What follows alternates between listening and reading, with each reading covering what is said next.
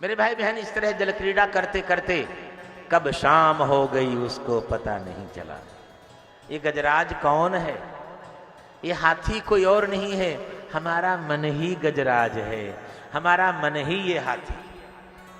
ये मन रूपी गजराज अपनी इंद्रिय रूपी परिवार पत्नियों के साथ में विहार करता है, जल क्रीड़ा करता है, और इस तरह क्रीड़ा करते करते कब जीवन की शाम हो जाए पता नहीं लगता है। एक भ्रमर एक कमल के पुष्प में बैठा है, बड़े प्रेम से उसकी पराग का पान करता जा रहा। उसके पराग का पान करते करते कब सूर्यास्त हो गया उसको पता ही नहीं चला, और सूर्यास्त होते ही कमल ने अपनी पंखुड़ियां बंद कर ली, भंवरा उसी के अंदर बंद। कोई बात नहीं, आशा ही जीवन है। इस आशा के साथ बैठा है कि रात्रिर्गमिष्यति, रात बीत जाएगी, रात्रिर्गमिष्यति भविष्यति सुप्रभातम, भास्वानुदयस्यति हसिष्यति पंकजश्री, इत्थं विचिन्तयति कोशगते द्विरेफे, हा हंत हंत नलिनीं गजवुज्जहार, हा हंत हंत नलिनीं गजवुज्जहार। मेरे भाई बहन, भंवरा बैठा विचार करता है, रात बीतेगी, प्रातः काल होगा, भगवान सूर्य का उदय होगा, कमल फिर से खिलेगा, मैं पुनः पराग का पान करूंगा। और उसी समय एक काल रूपी हाथी आया और उसने उसी पुष्प को पकड़ करके पैरों तले रौंद दिया। मेरे भाई बहन, ये काल है। संसार के विषयों का भोग करते करते कब जीवन की सांझ हो जाए पता नहीं चलता। तो तम तत्र कश्चिन नृपदैव प्रेरितो, सुखदेव जी महाराज कहते हैं, हाथी मतवाला होकर के जल क्रीड़ा कर रहा था उसी समय। तम तत्र कश्चिन नृपदैव प्रेरितो, ग्राहो बलीयांश्चरणो रुषा गृहीत। उसी समय एक ग्राह, तम तत्र कश्चित नृप दैव प्रेरित, दैव की प्रेरणा से कोई मगरमच्छ आया और आकर के हाथी को पकड़ करके जल के अंदर खींच करके ले जाने। पूरे परिवार ने पूंछ और सूंड की रस्सी बना करके उसको बचाने का, खींचने का प्रयास किया। जब न बचा सके तो एक एक करके सब साथ छोड़ करके चले गए। यही जीवन का सत्य है। विपत्ति के समय लोग अधिक समय तक साथ नहीं रहते, कुछ समय तक साथ देते हैं, और जब देखते हैं कुछ बात नहीं बन रही तो एक एक करके। मेरे भाई बहन, 1000 वर्षों तक युद्ध हुआ। धीरे धीरे गजराज को खींच करके ग्राह अंदर की ओर ले गया। ग्राह जल का जीव है, उसे जल से शक्ति मिल रही है। गज थल का जीव है, उसे कुछ भी शक्ति नहीं मिल रही। और परिणाम यह हुआ कि आज उसको लगने लगा, अब मैं अपने प्राण नहीं बचा पाऊंगा। जरा सी सूंड बाकी रही। सुखदेव जी महाराज कहते हैं, राजन, किसी पूर्व जन्म के सत्कर्म के कारण, किसी पूर्व जन्म के सत्कर्म के कारण आज जीवन की अंतिम अवस्था में उसे करुणा निधान भगवान का स्मरण आ गया। हे गोविंद, हे गोपाल, हे गोविंद, हे गोपाल, अब तो जीवन हार गोविंद, हे गोपाल, अब तो जीवन हार हे गोविंद, हे गोपाल, नीर पीवन हेतु गायो सिंधु के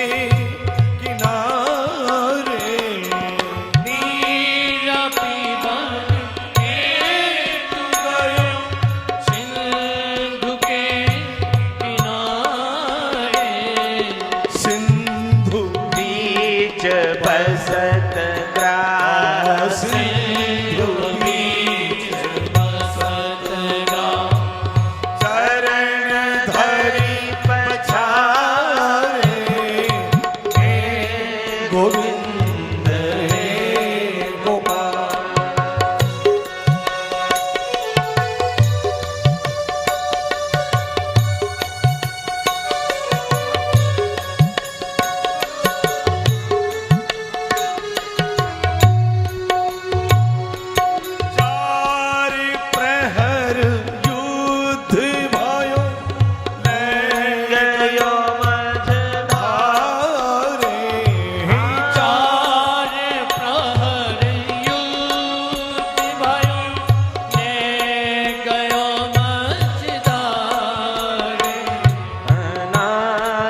कान डूबन लागे, नाग कान डूबन लागे, कृष्ण को पुकारे, गोविंद हे गोपाल, अब तो जीवन हारे, हे गोविंद हे गोपाल।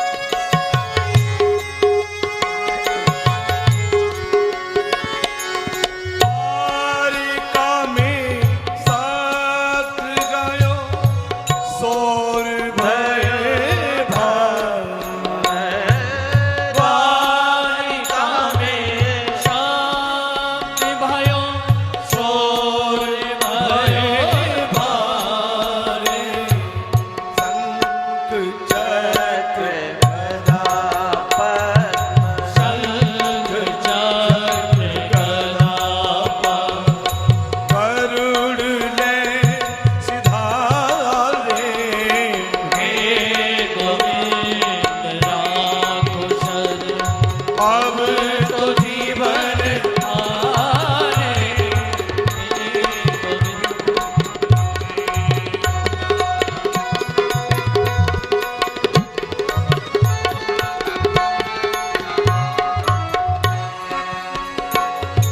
सूर्य कहे श्याम सुनो, शरण हो तिहारे, सूर्य कहे श्याम सुनो, शरण है तुम्हारे, सूर्य कहे श्याम सुनो, शरण हो तिहारे, सूर्य कहे श्याम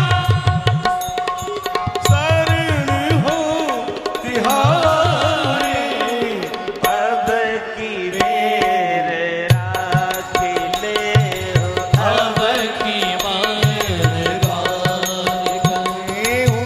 नंद के दुलारे, हे गोविंद हे गोपाल, अब तो जीवन हारे, हे गोविंद बिंद गोपाल। भगवान को पुकारने में विलंब हो सकता है, लेकिन भगवान के आने में विलंब नहीं हो सकता। सोन तत्सरसुर बले न गृहीत, ये भगवान खड़े हैं। सोन तत्सरसुर बले न गृहीत आर्तो दृष्ट्वा गरुत्मते हरिम खौपात चक्रम उत क्षिप्त सांबुजकरम गिरमाह कृच्छ्रात् नारायणाखिल गुरो भगवन नमस्ते। भगवान प्रकट हुए, सग्राह मां सरसक्रप्योज्जहार। भगवान ने सूंड पकड़ने के बहाने, पुष्प पकड़ने के बहाने सूंड पकड़ करके ग्राह के साथ गज को लाकर बाहर खड़ा कर दिया। सुदर्शन चक्र से ग्राह के मस्तक का भेदन कर दिया। इस तरह गजराज। सुखदेव जी महाराज कहते हैं, राजन एक समय की बात है जब सब देवता दैत्यों से हार गए, भगवान की शरण में आकर पहुंचे। भगवान ने कहा एक काम करो महाराज, बल से मित्रता करो। महाराज बल से मित्रता की गई और समुद्र मंथन आरंभ हुआ। समुद्र मंथन आरंभ हुआ। सबसे पहले समुद्र मंथन से रत्न के रूप में सबसे अमृत प्राप्त करने के लिए समुद्र मंथन किया गया, लेकिन सबसे पहले रत्न कौन सा निकला? हलाहल विष। और विष इतना तीखा था, उस विष की ज्वाला से त्रिलोकी दग्ध होने लगे। मेरे भाई बहन सब देवताओं ने मिलकर के भगवान शंकर को पुकारा, महादेव महादेव। भगवान शंकर आए। भैया क्या बात है? देवताओं ने कहा महाराज बात यह है, जब हम लोग समुद्र मंथन करने जा रहे थे उस समय हमने सबसे पहले एक संकल्प किया था, और संकल्प ये किया था कि समुद्र मंथन करते समय सबसे पहला रत्न जो भी निकलेगा वो हम आपको देंगे, क्योंकि बाकी सब देव हैं, आप महादेव हैं, इसलिए सबसे पहला रत्न हम आपको देंगे। अब अगर आपके भाग्य से जहर ही निकला है तो हम क्या करें? भगवान शिव मुस्कुराए, अगर अमृत निकला होता तो हमारी याद किसी को नहीं आती। विष निकला ना, कोई बात नहीं। भगवान शंकर ही तो ऐसे हैं जो त्रिलोकी की रक्षा के लिए विषपान कर सकते हैं। अंजलि फैलाई, अंजलि बनाई, हलाहल विष लिया, रा कह करके पान किया, मां कहकर कंठ अवरुद्ध कर लिया। विष इतना तीखा था कि भगवान शंकर का कंठ नीला पड़ गया और भगवान शिव का एक नाम पड़ गया। बोलो नीलकंठ भगवान की जय, विश्वनाथ भगवान की जय। भगवान का कंठ नीला पड़ गया। भगवान शंकर पहुंच गए अपने कैलाश पर्वत। समुद्र मंथन हुआ, एक एक करके रथ निकले सब देवता। जब अमृत न निकला तो सुखदेव जी महाराज कहते हैं, राजन यदा सुधा न जायेत निर्ममंथा जित स्वयं। जब अमृत न निकला तो भगवान ने, ये भगवान का एक नाम है अजित, जिनको आज तक कभी कोई जीत नहीं सका है। यदा सुधा न जायेत निर्ममंथा जित स्वयं। भगवान अजित ने स्वयं, भगवान नारायण ने स्वयं। पहला अवतार कब धारण किया? बोले पहला अवतार जब मंदराचल की मथानी डूबने लग गई, सब देवताओं ने भगवान को पुकारा तो भगवान कच्छप बनकर आए, अपनी पीठ लगाई। दूसरी बार भगवान अजित बनकर के आए समुद्र मंथन करने के लिए। चलो अमृत निकल करके आया, अमृत कलश दैत्य छीन करके भागे। अब देवता परेशान, तो देवताओं की प्रार्थना पर भगवान ने मोहिनी, एक ही मनवंतर में भगवान ने अनेक अवतार धारण किए। मोहिनी बनकर के भगवान वहां गए, दैत्यों से अमृत लेकर के आए, देवताओं को अमृत का पान कराया और राहु ने भी पान किया। और इस तरह से सूर्य चंद्र के इशारा करने पर भगवान ने सुदर्शन चक्र के द्वारा उसके मस्तक को काट दिया। अरे दैत्यों ने देखा ये कोई मोहिनी वोहिनी नहीं है, ये तो चक्रधारी नारायण है, मारो काटो लूटो पीटो। फिर क्या था, बड़ा महाभारत आरंभ हो गया समुद्र के किनारे। चूंकि देवता अमृत का पान कर चुके थे, इसलिए सारे के सारे दैत्य, यहां तक कि दैत्यों के राजा जो महाराज बलि थे वह भी वीरगति को प्राप्त हो गए। देवताओं का साम्राज्य उनको मिल गया। ये समाचार शुक्राचार्य को मिला। शुक्राचार्य जी महाराज पधारे और अपनी मृत संजीवनी विद्या के द्वारा सब दैत्यों को जीवन दान दिया। और महाराज बलि से बोले, अगर तुम्हें देवताओं पर विजय प्राप्त करनी है तो यज्ञ करना पड़ेगा। यज्ञ किया और पुनः एक बार महाराज बलि ने देवताओं पर आक्रमण कर दिया। देवता फिर से जंगलों में। महर्षि कश्यप एक दिन भगवती अदिति के आश्रम पर आए। आश्रम बड़ा सुनसान बड़ा था। तो महर्षि कश्यप ने अदिति से पूछा, क्या बात है, ये आश्रम इतना सुनसान क्यों पड़ा है? अदिति ने कहा, जिनके बच्चे जंगल में दर दर की ठोकरें खा रहे हैं, उनकी मां को क्या उत्सव मनाना चाहिए? महर्षि कश्यप बोले, मैं तो बड़ा दुखी हूं। चलो एक काम करो, न मैं दिति के लिए कुछ करता हूं, न तुम्हारे लिए कुछ करूंगा। एक काम करो, एक व्रत मैं तुमको बताता हूं। अगर तुमने 1 वर्ष का व्रत पालन कर लिया तो तुम्हारे घर में ऐसा पुत्र जन्म लेकर के आएगा जो तुम्हारे बालकों का हिस्सा दिलाने वाला हो। भगवती अदिति ने परम मंगलमय भाव से व्रत का पालन किया। परम मंगलमय भाद्र मास है, जी हाँ, भादों का महीना है, शुक्ल पक्ष है, परम पावनी मंगलमयी द्वादशी तिथि है। अभी तो मुहूर्त में परम मंगलमय के बालक का अवतरण हुआ। क्योंकि ये बालक आकार में थोड़ा सा छोटा था, इसलिए महर्षि कश्यप ने अपने पुत्र का नाम रखा वामन। बोलो वामन भगवान की जय। भगवान वामन का प्रादुर्भाव हुआ, यज्ञोपवीत संस्कार हुआ। सब लोगों ने अपने अपने सामर्थ्य के अनुसार भगवान वामन को भेंट दी। किसी ने यज्ञोपवीत पहनाया, किसी ने मूंजी में खिला दी, किसी ने खड़ाऊ, किसी ने छत्र, तो किसी ने कमंडल दी। ब्रह्मचारी बन गए। हमारे देश का दुर्भाग्य तो देखो, हमारे यहां तो ब्राह्मण क्षत्रिय वैश्य तीनों के यज्ञोपवीत संस्कार हुआ करते थे। आजकल तो हमारे ब्राह्मण ही यज्ञोपवीत नहीं पहनते।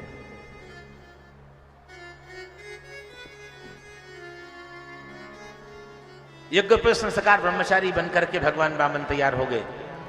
परंपरा है, ब्रह्मचारी बनने के बाद ब्रह्मचारी को अपने गुरुदेव के लिए भिक्षा मांगनी पड़ती। भगवान वामन ने भी अपनी झोली फैला दी, भगवती माता भिक्षाम देहि। तो भगवान वामन को पहली भिक्षा किसने दी? सुखदेव जी महाराज कहते हैं, राजन, भिक्षाम भगवती साक्षात उमा दा दंबिका सती। पहली भिक्षा साक्षात अन्नपूर्णा भगवती पार्वती जी ने दी। अन्नपूर्णे सदा पूर्णे शंकर प्राण वल्लभे ज्ञान वैराग्य सिद्ध्यर्थम भिक्षाम देहि जगन्नाथ। भिक्षाम भगवती साक्षात मादादंबिका सती। पार्वती जी ने भिक्षा दी। भिक्षा लेकर के भगवान वामन ने सिर हिलाया, मानो देवताओं से ये कह रहे हो मैं तुम्हारा भाग तुमको दिलाने के लिए आ गया। भगवान वामन का चरित्र, वैसे तो भगवान के सारे चरित्र बड़े मनोहर हैं, लेकिन मैं चाहता हूं 2 मिनट खर्च करके भगवान वामन का जरा परम पावन चरित्र प्यार से सुनने। भगवान वामन महाराज बलि के यहां जाकर पहुंचे, जहां महाराज बलि अभी एक और यज्ञ कर रहे हैं।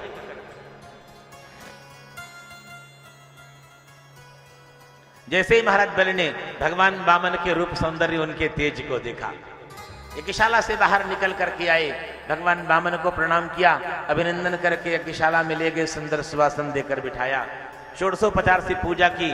पूजा करने के बाद हाथ जोड़ करके बोले, महाराज बोलो, स्वागतम ते नमस्तुभ्यं ब्रह्मन् किम करवामते। हे ब्राह्मण देवता, आपका हार्दिक अभिनंदन है, बोलो मैं क्या सेवा करूं। स्वागतम ते नमस्तुभ्यं ब्रह्मन् किम करवामते। ब्रह्मर्षीणां तपस्साक्षान् मन्ये त्वारिव पुरधरम। आपके तेज को देख करके ऐसा लगता है मानो ब्रह्मर्षियों का तेज आप में समाया हुआ। बताइए आप क्या चाहते हैं? अगर आपको भूमि चाहिए तो बहुत सारी भूमि दे सकता हूं, गाय चाहिए बहुत सारी गायें दे सकता हूं, अगर विद्याध्ययन करने की इच्छा है तो गुरुकुल की व्यवस्था कर सकता हूं, अगर आपको धन चाहिए तो बहुत सारा धन आपको दे सकता हूं, और हे ब्राह्मण देवता, अगर विवाह करने की इच्छा हो तो एक ब्राह्मण कन्या की व्यवस्था भी। आप बोलो आपको क्या चाहिए, बस ध्यान से पीते जाइए। भगवान वामन कहते हैं, राजन आपने जो कुछ भी कहा है अपने वंश के अनुरूप कहा है। आपके पितामह प्रहलाद, ओहो, आपके पितामह प्रहलाद को भला कौन नहीं जानते हैं।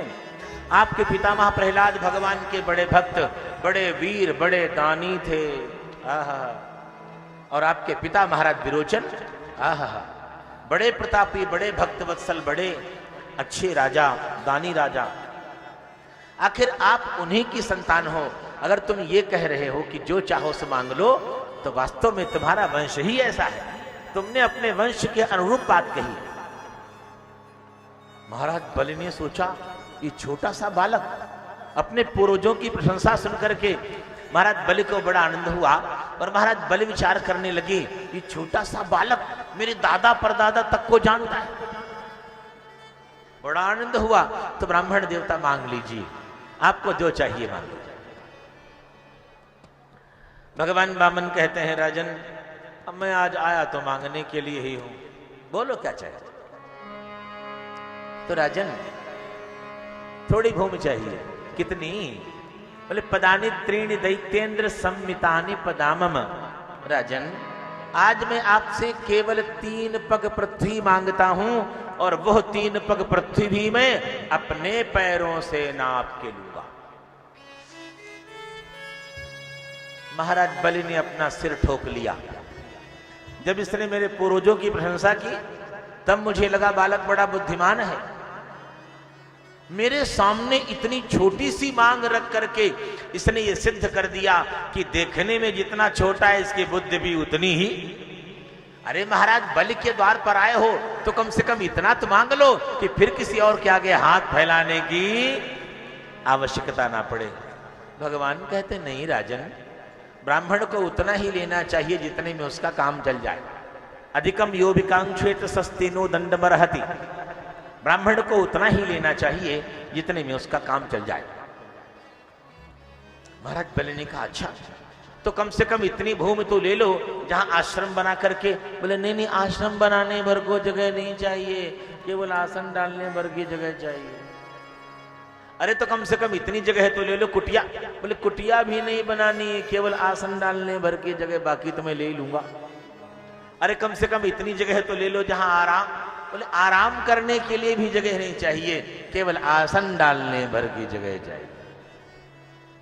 मेरे भाई बहन, जैसे जैसे महाराज बलि देने की बात करते हैं वैसे वैसे भगवान वामन मना करते जाते हैं। और जैसे जैसे भगवान वामन मना करते जाते हैं वैसे वैसे महाराज बलि की श्रद्धा और बोलो ना बढ़ती जा रही। शुक्राचार्य जी यज्ञशाला में बैठे थे, मन ही मन विचार करने लगे ये असली ब्राह्मण नहीं हो सकता। बड़े ध्यान से पीना कथा को। शुक्राचार्य यज्ञशाला में बैठे थे, मन ही मन विचार करने लगे ये असली ब्राह्मण नहीं हो सकता। क्यों?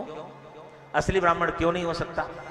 बोले असली ब्राह्मण इसलिए नहीं हो सकता, ब्राह्मण किसी से कुछ न मांगे ये उसका गौरव, ब्राह्मण किसी से कुछ न मांगे ये उसका बड़प्पन, लेकिन बिना मांगे अगर ब्राह्मण को कोई कुछ दे ब्राह्मण मना करेगा? संजय भाई, डॉक्टर साहब बोलो जल्दी से। ब्राह्मण किसी से कुछ न मांगे उसका बड़प्पन, लेकिन बिना मांगे अगर ब्राह्मण को कोई कुछ दे तो ब्राह्मण मना करेगा। क्यों? अब क्यों नहीं बोल रहे? बोलो ना फिर। गलत कह रहा हूं मैं कुछ?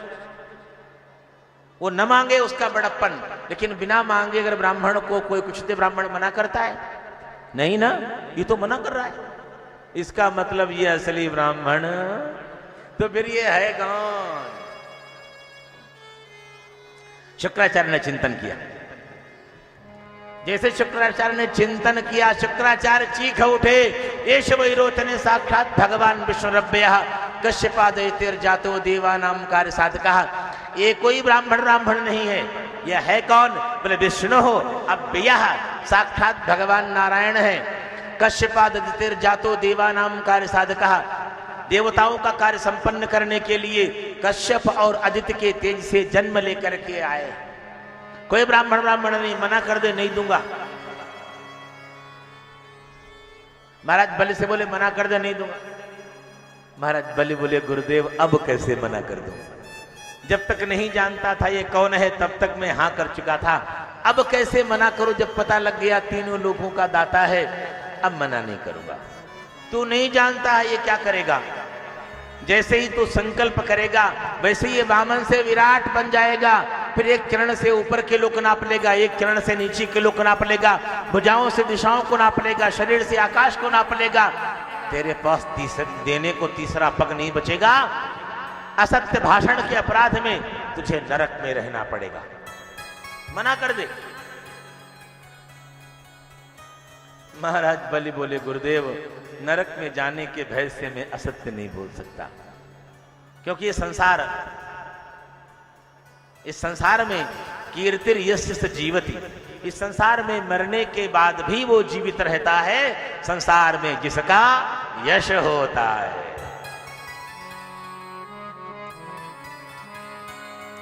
शुक्राचार्य बोले अपने गुरुदेव की आज्ञा का उल्लंघन करता है, इसलिए जा, हम तुझे शाप देते हैं तेरी राज्य लक्ष्मी नष्ट हो जाए। महाराज बलि कहते हैं गुरुदेव वैसे भी संपत्ति आज तक कभी किसी के बाप की, आज इसकी है कल उसकी है परसों किसी और की है, ये संपत्ति हमेशा किसी एक की नहीं है। इसलिए जब तक है तब तक क्यों न मैं पुण्य कमा लूं, उसके बाद जब नहीं होगी तब देखा जाएगा। भगवान वामन ने कहा राजन गुरु चेले का झगड़ा निपट गया हो तो संकल्प हो जाए। संकल्प के लिए अक्षत पुष्प द्रव्य आदि हाथ पर रखा, और जब जल भगवान ने कमंडल से जल डालने लगे, अब वो जल ना गिरे। भगवान समझ गए अभी शुक्राचार्य गए नहीं है, यज्ञशाला तो थी ही, वो कुशासन निकाला और भगवान के कथन का अभिप्राय है हम उसे समदर्शी बना देते हैं। एक आंख से देखो, एक आंख से देखने का मतलब यह है समान रूप से। मैं उनकी आंख फोड़ देता हूं जो खुद तो कोई धर्म कर्म करते नहीं हैं, और जो लोग करते हैं उनको करने नहीं देते हैं, उसको मैं समदर्शी बना देता हूं। शुक्राचार्य पैर पटकते चले गए। मंगल में संकल्प हुआ, संकल्प का जल जैसे ही भगवान वामन के हाथ में आया, बस फिर क्या था, उसी समय भगवान वामन से विराट हो गए।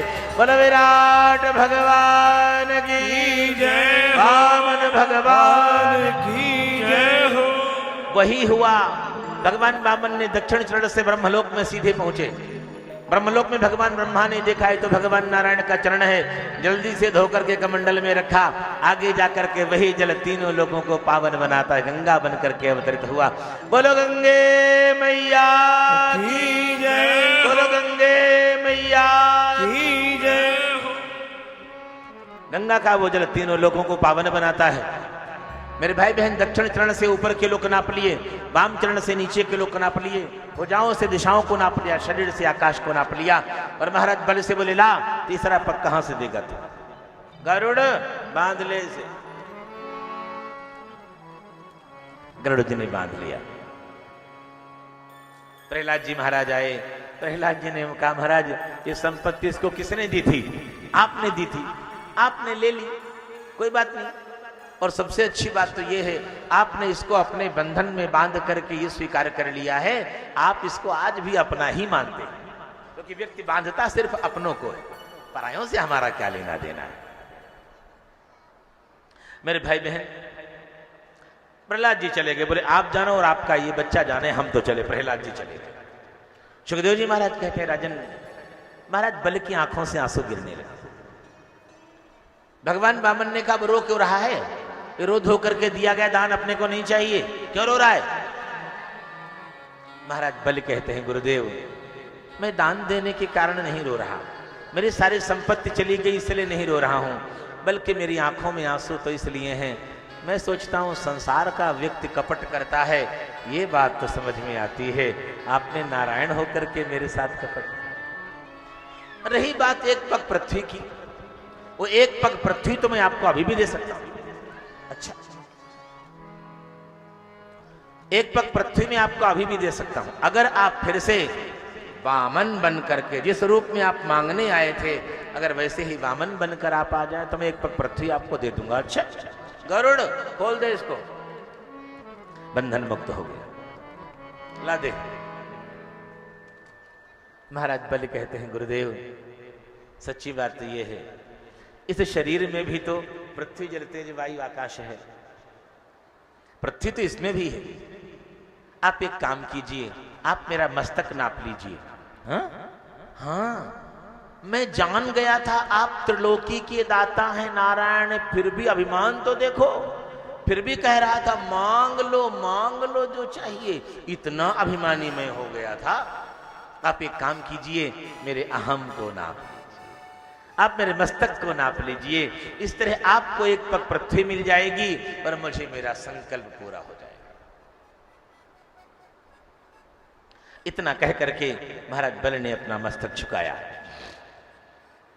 भगवान एक बार पुनः विराट से वामन बन गए और वामन बन करके उन्होंने दक्षिण चरण उठा करके जैसे ही महाराज बल के मस्तक पर रखा, मेरे भाई बहन देवताओं ने पुष्पों की वर्षा की। जय जयकार, बोलो भक्त वत्सल भगवान की जय हो, भक्त और भगवान की जय हो। आहा, भगवान वामन के नेत्र सजल आए। अरे कोई तन देता है, कोई मन देता है, कोई धन देता है, तूने तो सर्वस्व दे डाला। सत्य तो यह है, आया था तुझे जीतने पर मैं तो हार गया, आया था तुझे लूटने पर मैं तो खुद ही लुट गया, आया था तुझे खरीदने पर मैं तो खुद ही बिक गया। अब मैं कहता हूं मांग, जो मांगेगा दूंगा, अब मैं कह रहा हूं। महाराज बलि मुस्कुराए, बोले गुरुदेव ये परंपरा हमारे यहां नहीं है। कौन सी परंपरा? बोले यही, नहीं भिक्षुका भिक्षुकांतरम याचिते, एक भिखारी दूसरे भिखारी से भीख। बोलो ना, कुछ देर पहले आप भिखारी बनकर आए थे, अब मैं भिखारी हो गया, तो एक भिखारी दूसरे भिखारी से कभी भीख नहीं चाहिए मुझे आपसे कुछ। भगवान बोले मत मांग, मुझे जो देना है वो तो बिना मांगे भी दूंगा। मेरा मन तो ये हो रहा है कि मैं तुझे इस मनंतर में देवराज इंद्र बना दूं, लेकिन क्या करूं, इस मनंतर में मैं इंद्र की व्यवस्था कर चुका हूं, लेकिन जा तुझे वचन देता हूं अगले मनंतर में तुझे इंद्र बनाऊंगा। और क्या भगवान देंगे तो कुछ छोटा मोटा देंगे, भगवान कहते हैं अगले मनवंतर में तुझे देवराज इंद्र बनाऊंगा और स्वयं तेरा छोटा भाई उपेंद्र बन करके मैं तेरी सेवा करूंगा, तेरा सेवक बन करके तेरे सामने खड़ा रहूंगा। ये क्या, ये मेरे गोविंद है। अब एक काम करो, तुम्हारे लिए हमने सुतल लोक का साम्राज्य रखा है, अपने परिवार को लेकर के तुम सुतल लोक में चले जाओ और वहां का जो राज्य है बहुत सुंदर है, देवलोक के राज्य से भी ज्यादा सुंदर है। जाओ। महाराज बलि ने कहा गुरुदेव आपने इतना कुछ बिना मांगे दे दिया, मेरा मन हो रहा है कुछ मांगे ही लो। भगवान ने कहा मैंने कब मना किया, तू मांग, क्या चाहिए बताओ। महाराज बलि कहते हैं आप मुझे ये दीजिए, ये वरदान दीजिए। मैंने सुना है सुतल लोक में 52 दरवाजे, सुतल लोक का जो राज्य है उसमें 52 दरवाजे हैं और मैं चाहता हूं मैं जिस किसी भी दरवाजे से निकलूं, मैं जिस किसी भी द्वार से निकलूं, आप प्रत्येक द्वार पर मुझे खड़े दिखाई दें। भगवान बोले तो सीधे क्यों नहीं कह रहा, तू मुझे अपने घर की चौकीदारी दे रहा है। लेकिन कोई बात नहीं, मैंने तुझे वचन दिया मैं तेरे नगर का द्वारपाल बन करके तेरी सेवा करूंगा। तू जिस द्वार से निकलेगा हर द्वार पर मैं तेरा द्वारपाल बन करके खड़ा दिखाई दूंगा। मेरे भाई बहन, वचन के अनुसार भगवान द्वारपाल बन गए। 6 महीने बीत गए, भगवान लौट के ही ना आए। लक्ष्मी जी परेशान, पंडित जी गए कहां, लगता है किसी भक्त के चक्कर में पड़ गए होंगे, क्योंकि भगवान को बांधने का सामर्थ्य तो केवल एक भक्त में है और कोई उसे नहीं पकड़ सकता है। नारद जी से पता करते करते सारे एड्रेस नारद जी के पास होते हैं।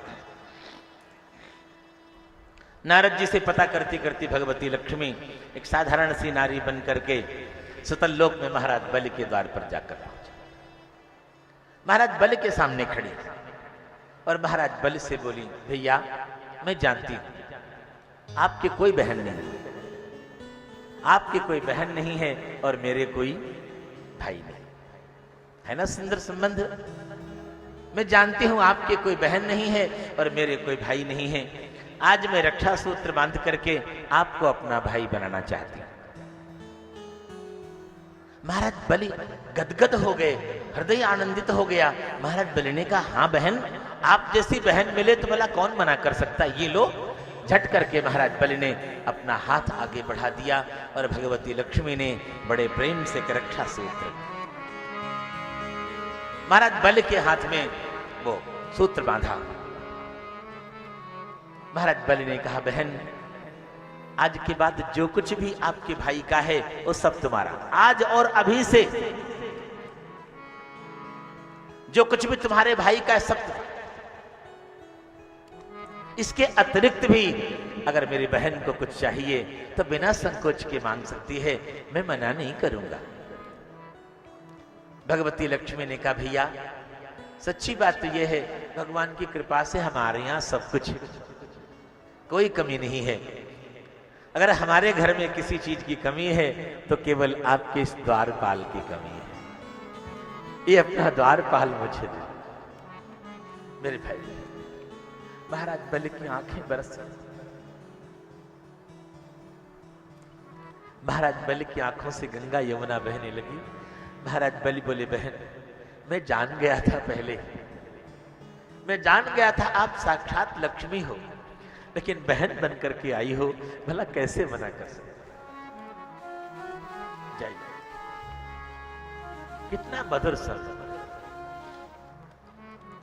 महाराज बलि कहते हैं बहन बन करके आई हो, कैसे मना कर सकता था। जाइए आप इनको लेकर के जाइए, आज मैं इनको अपने वचनों से मुक्त करता हूं। आप इनको अपने साथ ले जा सकते हैं, अपने वैकुंठनाथ को भी। और इस तरह भगवती लक्ष्मी अपने नारायण को बंधन मुक्त करा करके छोड़ा। मेरे भाई बहन तभी से ये बंधन, ये परंपरा, ब्राह्मण लोग आपके हाथ में जब मौली बांधते हैं, कलावा बांधते हैं तो एक मंत्र पढ़ते हैं और मंत्र कहते हैं एन बद्धो बलि राजा दानवेंद्रो महाबलः तेन त्वाम प्रतिबध्नामि रक्षे माच। जिस बंधन के द्वारा, इस कच्चे धागे में जिस सूत्र के द्वारा भगवती लक्ष्मी ने महाराज बलि को जिस बंधन से बांधा था, आज उसी बंधन से मैं आपको बांधती हूं। आप हमसे अलग नहीं हो सकते।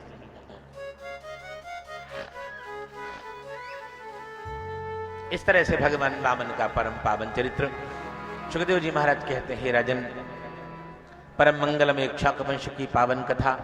महाराज इक्ष्वाक के वंश में महाराज खट्वांग का जन्म हुआ, खट्वांग के वंश में दीर्घबाहु का जन्म हुआ, दीर्घबाहु यानी दिलीप, और दीर्घबाहु के वंश में रहु का जन्म हुआ, रहु के वंश में अज का जन्म हुआ, और अज के वंश में महाराज दशरथ का जन्म हुआ, और महाराज दशरथ के इधर करुणानिधान भगवान का अवतरण हुआ। बालकांड में भगवान की परम मंगलमयी बाल अवतरण की कथा, बाल लीलाएं, विश्वामित्र यज्ञ रक्षा, धनुष भंग, जानकी जी का विवाह, अयोध्या कांड के शुभारंभ में भगवान के राज तिलक की तैयारियां होती हैं, लेकिन कैकेयी के द्वारा वनगमन की मांग करने पर भगवान का वनगमन होता है। श्री भरत जी महाराज भगवान को मनाने के लिए जाते हैं, महाराज दशरथ की मृत्यु होती है। भरत जी महाराज भगवान को मनाने के लिए जाते हैं, चरण पादुकाएं लेकर के आते हैं। भरत जी महाराज अयोध्या में और भगवान चित्रकूट धाम में निवास करते हैं। आगे ऋषिमुनि महात्माओं का दर्शन करते हैं। अरण्य कांड में बड़े सुंदर सुंदर ऋषिमुनि महात्माओं को महर्षि अगस्त्य, वाल्मीकि आदि ऋषियों का दर्शन करते आगे बढ़ते हैं। किष्किंधा कांड में के पूर्व श्री हनुमान जी महाराज की भेंट होती है। शबरी ने पंपा सरोवर का पता बताया था, श्री हनुमान जी से भेंट हुई, सुग्रीव से मित्रता हुई, भगवान ने बाली का वध किया, सुग्रीव को किष्किंधा का राजा बनाया, और किष्किंधा कांड के अंत में जानकी जी की खोज करने के लिए समस्त वानर लोग, जब अरण्य कांड में जानकी जी का हरण होता है, किष्किंधा कांड के अंत में जानकी को खोजने के लिए सब वानर लोग वहां से जाते हैं। श्री हनुमान जी महाराज सुंदरकांड के शुभारंभ में लंका आकर के पहुंचते हैं, मंगलमय क्रीड़ा लीला करते हैं, लंका को जला करके जानकी जी का संदेश लेकर भगवान के पास आते हैं। सुंदरकांड के अंत में सेतुबंध की तैयारियां होती हैं। लंका कांड के शुभारंभ में भगवान ने रामेश्वरम की स्थापना की, लंका जाकर के रावण पर विजय प्राप्त की, जानकी को प्राप्त करके लौटते हैं। उत्तरकांड के अंत में भगवान अयोध्या जाकर पहुंचते हैं। उत्तरकांड के शुभारंभ में भगवान का परम मंगलमय राज तिलक होता है, राम राज्य की मंगलमय स्थापना। इससे ज्यादा आज 2 बार मेरे साथ मिलकर आना है।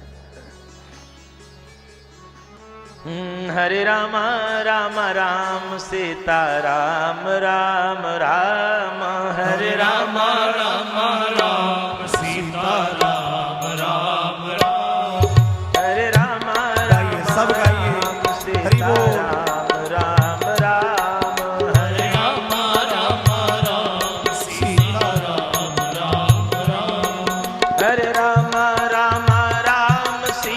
राम राम राम, हरे राम राम राम सीता राम राम राम, हरे राम राम राम सीता राम राम राम, हरे राम राम राम सीता राम राम राम, हरे राम राम राम सीता राम राम राम, हरे राम राम राम सीता राम राम राम, हरे राम राम राम सीता राम राम राम, हरे राम राम राम सीता राम राम राम, हरे राम राम, प्यार से सब गाएं,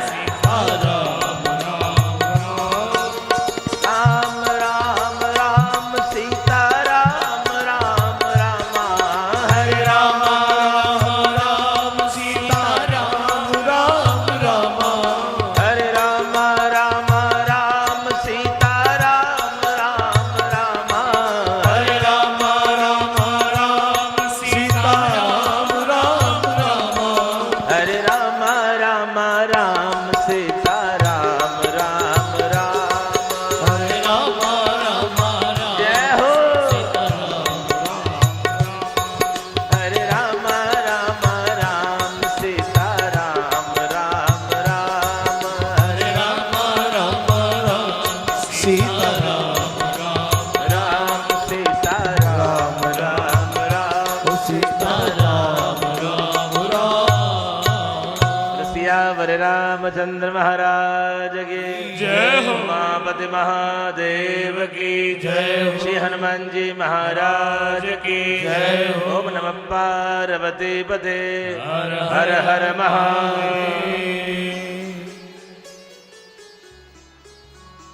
कथितो वंश विस्तारो भवता सोम सूर्यो। भागवत जी में केवल 2 अध्याय में राम कथा है, लेकिन परीक्षित जी को भगवान श्री कृष्ण का चरित्र सुनने की इतनी जल्दी हो रही है।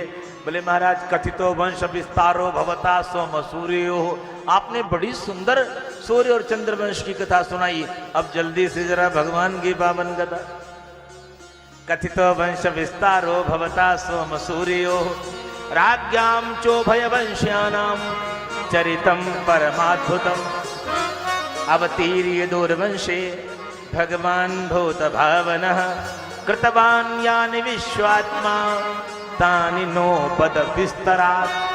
बाकी सारी कथा हमने विस्तार से सुन ली, अब विस्तार से भगवान का चरित्र हमने सुनना है। ये बताइए, अवतीर्य दूरवंशे भगवान भूत भावनः, यदुवंश में भगवान ने अवतार धारण करके कौन कौन से परम पावन चरित्र की है, आपको कथा मुझे सुनाए।